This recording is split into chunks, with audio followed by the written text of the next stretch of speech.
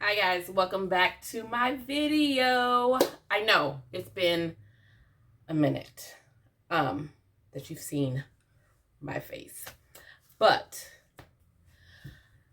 I've been going through some things. Not really, but really. I don't know about you, but this COVID thing has really gotten me down. This coronavirus, I don't even know what you could say on YouTube, but this whole pandemic, the whole thing about the possibilities of catching it has really wrapped in my mind. So I celebrated my 42nd birthday and I am excited. My husband took me on a trip to Monterey and it was so beautiful by the beach and everything, and I truly enjoyed myself. Well, that was on my birthday weekend, which was the 25th of July. The following weekend, my sister-in-law, BFF, threw me like a paint and sip party. It was a surprise, and she's like, just show up at my house at 2:30. And I'm like, okay. Well, funny, because the night before I was telling my husband, I'm like, I don't know if I really want to go. So, because the whole, not socializing and being around people, I just didn't feel comfortable with it. So I was like, well, if I go, I'm going to keep my mask on because I just don't, I know it's family. I know it's my best friend. I know that she's safe, but I'm still going to wear a mask. So I went, and against my better judgment, but I went ahead and went, and I knew it was just going to be me, my sister, and my niece, and my other niece.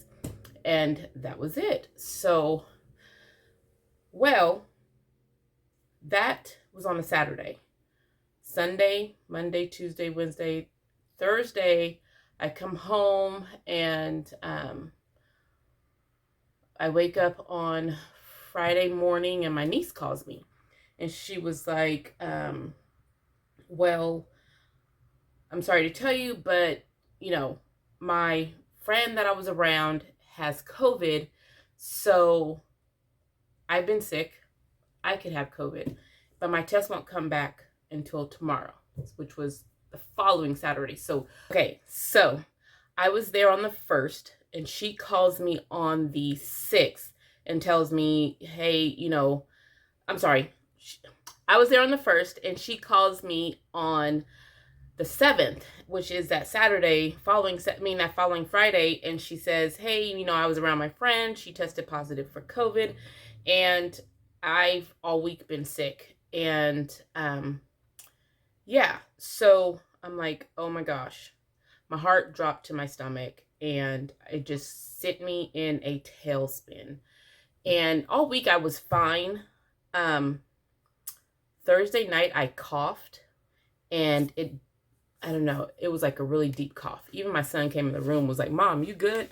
And so it kind of like burned my chest. And so Friday I woke up and it was kind of like weird in my chest, and I was preparing for my husband's birthday, which was Saturday the 8th. And so that's when her test was going to come back. And so I'm like, okay, I'm fine, but I just got to be cautious. Now I've been around my family for a whole week, and I was stressing. My youngest son has asthma real bad, and I'm like, what did I do? I want to cry because my negligence could have harmed my family. And so, long story short, my niece tested positive for COVID, and I was around her for 10 hours.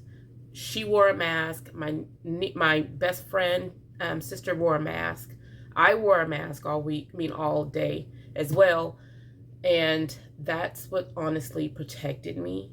I feel, one is because she kept her mask on no matter what. And then 2, I wore my mask. And then but that whole week of me having to quarantine and wait for my test results to come back, oh my gosh, I stressed myself out. I couldn't sleep. I couldn't do anything. And it was, I kept my husband's birthday came and went. I couldn't celebrate it with him. They went out of town, him and my boys, they went out of town, and I stayed home thinking, oh my gosh, what if I have this? And it just was really bad for me. So I have not been on this YouTube ride for a minute, and I apologize. And so my test came back and it was negative. Thank God. Thank God, because my sister also tested positive for COVID. So I was around both of them and they both had it. And wearing masks saved me. But I went to the hospital because I was stressed out, right? I had my husband taken to the hospital. I'm like, oh my gosh, I got to get tested. So I got tested at the hospital, and the results would come back in like 2 to 3 days. And it came back negative. But I still was like, oh my gosh, okay, so it was negative at that time. It tested me. So am I still negative? Like, I was still, I'm still having a Jesus moment, because I'm praying.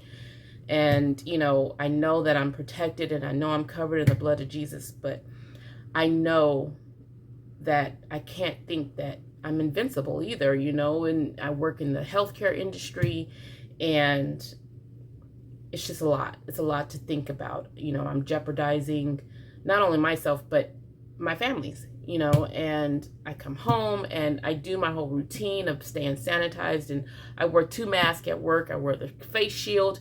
And the doctor at the hospital told me, hey, you know, even though you wear your mask and you're around your niece with your mask, that's great. However, if the spores are in the air, it can still get in your eyes. And I'm like, really, doctor? So just be cautious out there. Protect yourself.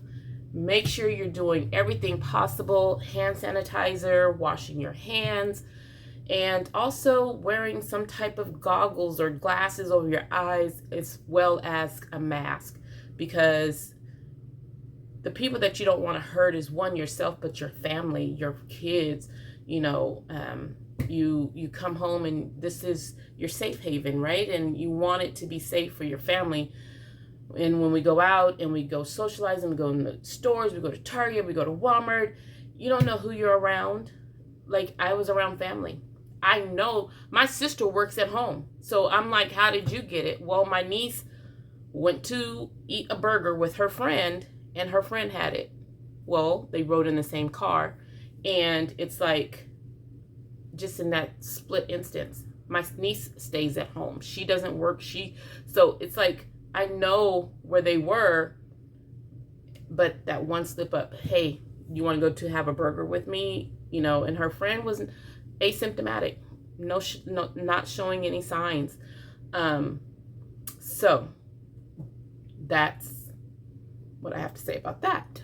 Sorry for my rant, but I wanted to explain the severity of COVID, and don't take it lightly. I'm going over my parents' house. I'm going over my friend's house. Oh, she's good. She's been around, you know, whatever. Just be cautious. Protect yourself.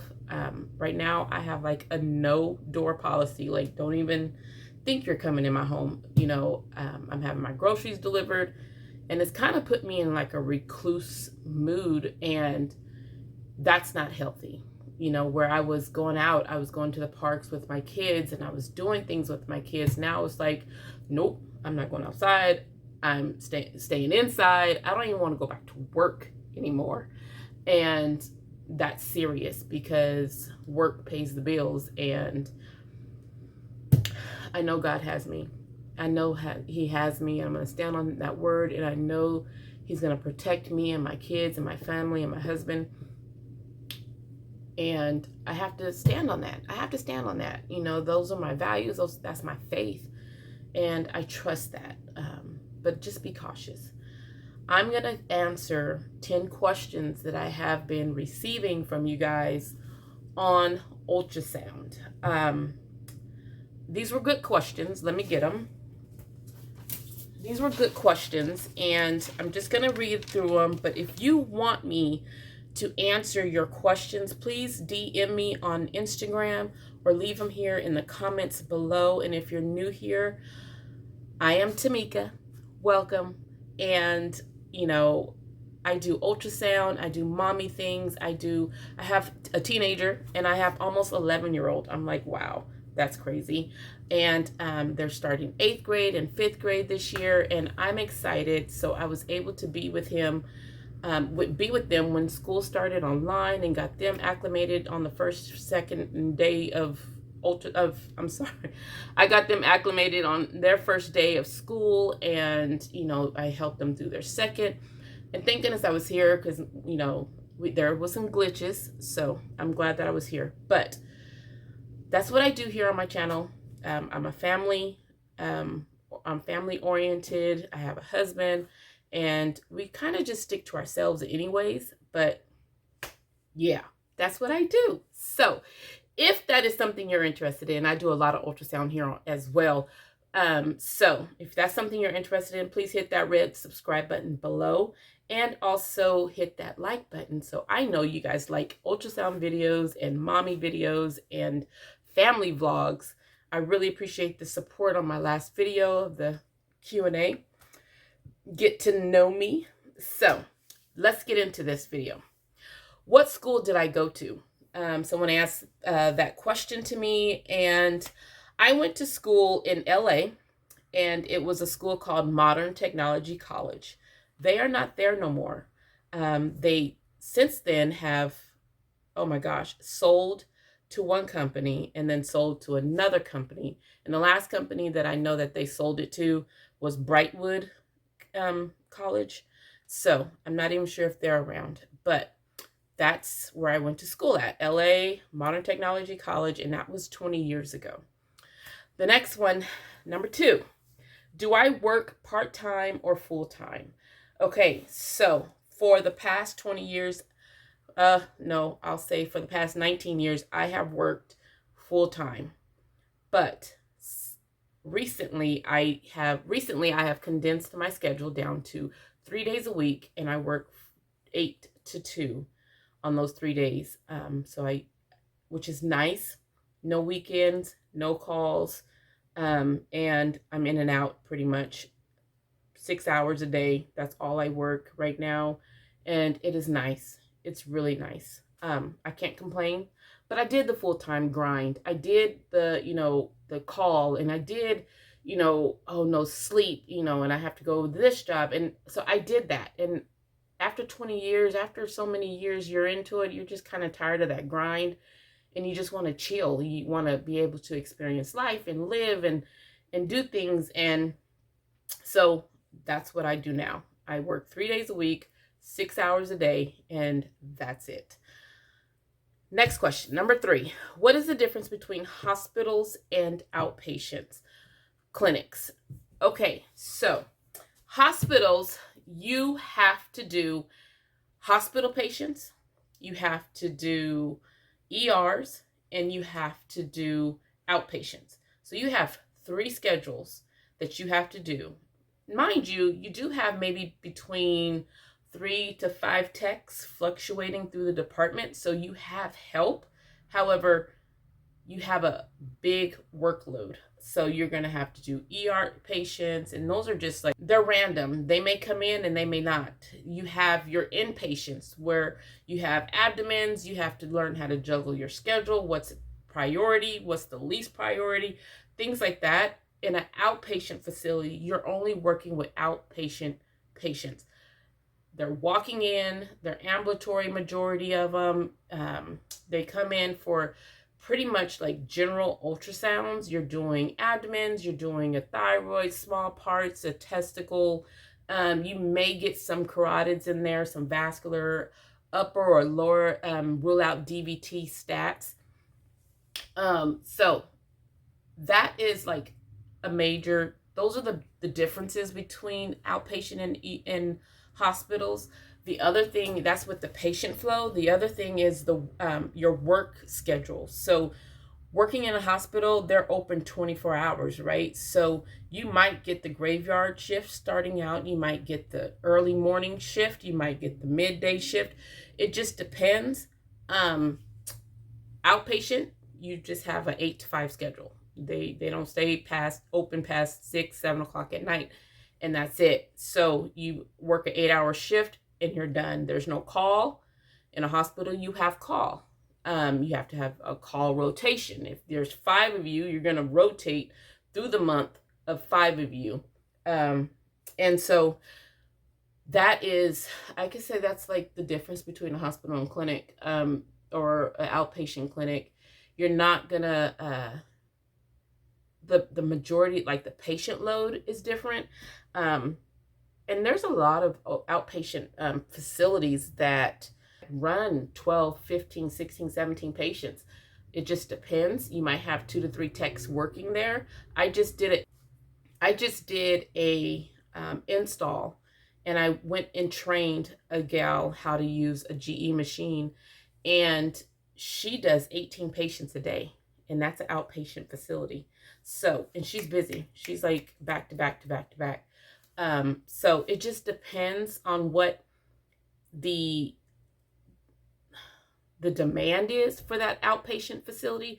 If you're the only outpatient facility, or if it's the only outpatient facility in that general area, it's going to be busy. You're probably going to do about 14 to 15, 16 patients a day. However, I work in a small community, and I only do 10 patients to maybe 14 patients. It just depends. But majority of my time, it's like 10 to 12 patients. I'm not doing no more than like 12 patients. And so that's pretty much the differences between a hospital and an outpatient clinic. Patient load, the hours, and if you're going to do call or not, or holidays. In a hospital, you have to work holidays. You have to do a call holiday. Outpatient, there's no holidays, no weekends. So hospitals, you're working more. Outpatients, you don't work so much. The next question was, is it better to get a job in a hospital or a clinic right out of school? I say it's better to get a job wherever they hire you. It does not matter where you work. It only matters like if you're getting the training and you're working. If you're working, it's always a plus. If you're fresh out of school and an outpatient clinic wants to hire you, go for it. If a hospital wants to hire you, go for it. It's not going to say that, one is better than the other. And I'm not going to say that, because you might learn something at the outpatient facility that the hospital won't teach you. So you definitely, or vice versa. So you just definitely, if right out of school, get a job. Does not matter where. It could be at a musculoskeletal place. It could be at a, I think like a chiropractor even offered me a job once. Like, hey, I want you to scan like the muscles and so get a job. That's it. That's all. And don't worry about pay so much. I know that we're going to school, and I know you're going to school for pay or to make money, but that first job is not so much important about the money versus the skills and the things that you're building on that job. So I would say definitely just get a job. Do you have anything about, do you have to know anything about ultrasound prior to going to ultrasound school? No, absolutely not. You don't have to have no type of medical degree. You don't have to know anything about medicine. You just have to go to school. Follow what their, prerequisites are and go. I always tell, patients I always tell people who want to go to school, they say, oh, how long is school? I'm like, 2 years. Oh, okay, well, maybe next year. I'm like, well, why don't you sign up now? Because next year is going to happen anyway. So why don't you go ahead and start your career? Go ahead and start your path now. Like, don't wait. That time is going to pass you regardless. So definitely, you don't have to know anything about ultrasound. You don't have to know anything about the medicine world. You don't have to know anything about medicine, period. You could come from searching whales in Antarctica and come to like, hey, I want to have an ultrasound moment and I want to be an ultrasound tech, and they'll be like, okay, let's sign you up. You don't have to have no medical background, okay? The next one, do every program offer clinicals? Absolutely. And if the program does not offer that, then don't go to that program. Clinicals are very important. Clinicals is what gets you prepared and ready to go into the work field. So if that program is not offering clinicals, do not go to that program. Number 7 we are on. What class should I expand on to get into pediatrics, neonatal, and working with fertility patients? Okay, so everything I mentioned, neonatal, OB, fertility, and also pediatrics, is all under general ultrasound. I did a video, and I will have it linked down below or in the iCard here, the different like breakdowns of ultrasound, right? So there's different facets of ultrasound, but the main one that you will be doing is general. General, you do everything from adults to pediatrics to geriatrics to neonatals. It teaches you everything under that one umbrella. You will learn everything under general ultrasound. If you want to do cardiac is its own modality. It goes only with the heart, and that's all you're going to be looking at every day, all day, is cardiac. Vascular deals with the carotids. I'm dealing with, I could do a temporal like artery. I could do, veins in my neck and my subclavian, my arms. I could do the vascular system in my abdomen, my kidneys, the liver. That's what vascular is. Vascular is just focused on the circulatory system. So if you want to do OB, abdomens, small parts, vascular, if you want to do peds, if you want to do neonatal heads, if you want to do fertility clinics, you're going to do general abdomen, general ultrasound, general OBGYN. Everything falls under general, okay? So as a tech, I'm a general ultrasound tech. As a general ultrasound tech, I have to do abdomens, pelvics, small parts, vascular, OBGYN, peds, neonatals, and also like vascular things. So I have to do all those as a general tech. General techs are not in a box. They are very vast, like techs. We do everything. We don't say no. I could do soft tissues. We could do a lot of things. If I'm a cardiac tech, I can't do that. They'll be like, okay, look at the testicles. I'm like, I don't even know what you're talking about. I don't even know how to scan those. So general ultrasound is what you want to do if you want to do the vast majority of ultrasound scans. Number 8, if I have a degree in something else, can I still do ultrasound? I answered this in the previous question, but you don't have to have a degree in ultrasound. You can have a degree in anything, and you can still go to ultrasound school, period, dot. And this is like a 2-part question, so this is like 9 and 10. How are the injuries in ultrasound, and what do your body go through on a daily basis? Okay, so injuries. Injuries are mostly shoulder injuries, rotator cuffs, carpal tunnel, and also vision. I mean, we're looking at a screen all day, every day, and that it will weaken your eyes. It's a television. It's a television. So definitely it will do that.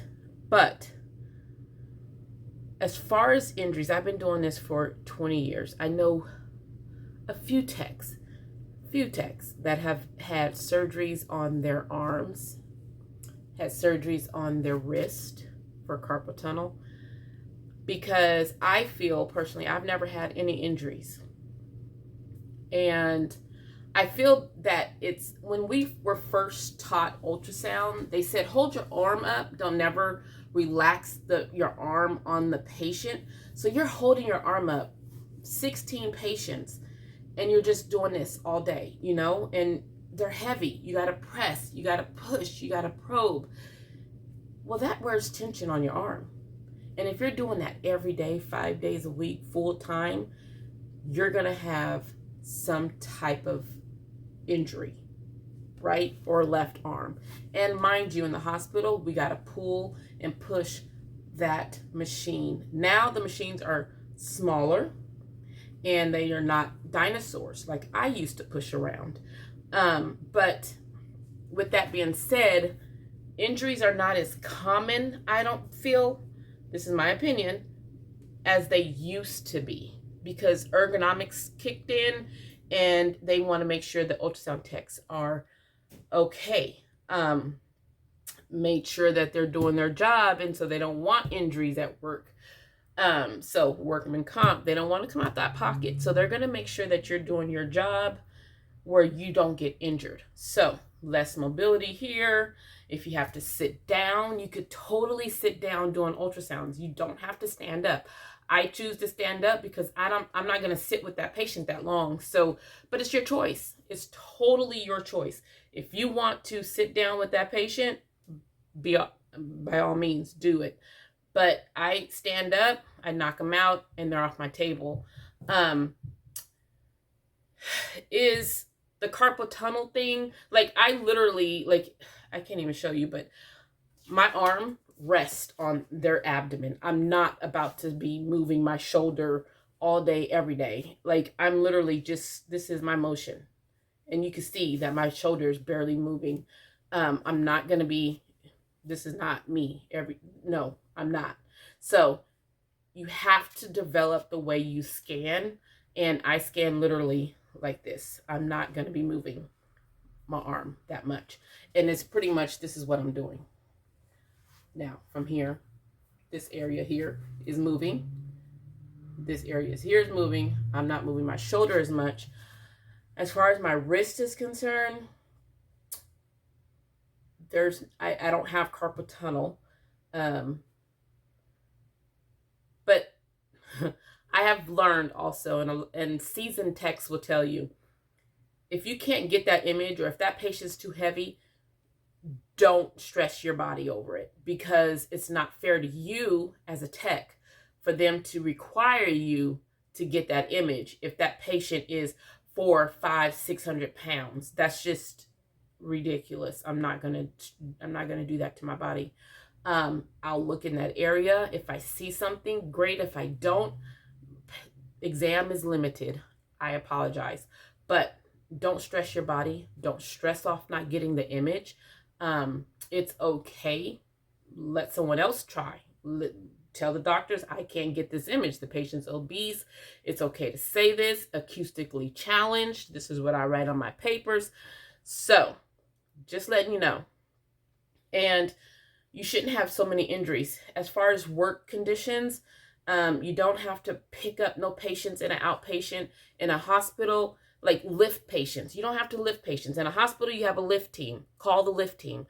In the outpatient facility, if they can't stand or mobilize, or they don't have a caregiver to do that themselves, I don't lift them at all. I'm not going to injure myself over trying to put a patient or get a patient down off the bed. I'm just not going to do that.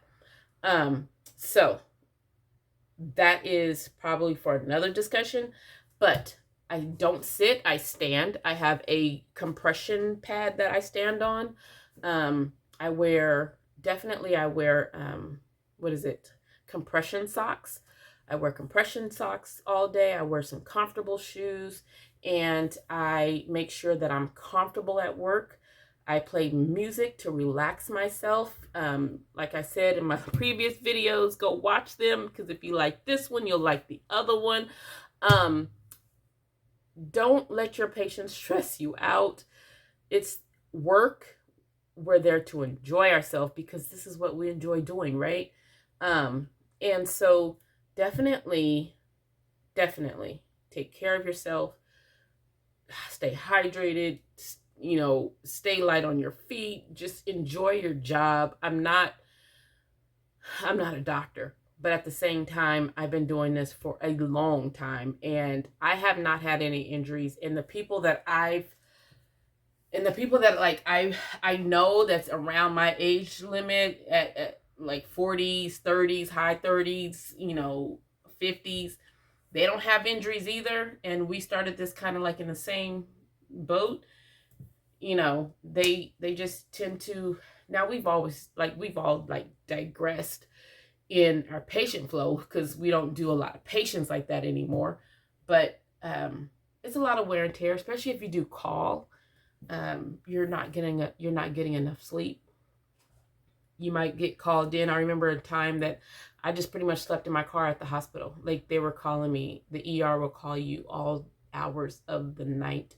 And instead of putting my life on the line from driving 30 minutes back home and then being tired and driving, I'm just going to sleep in my car.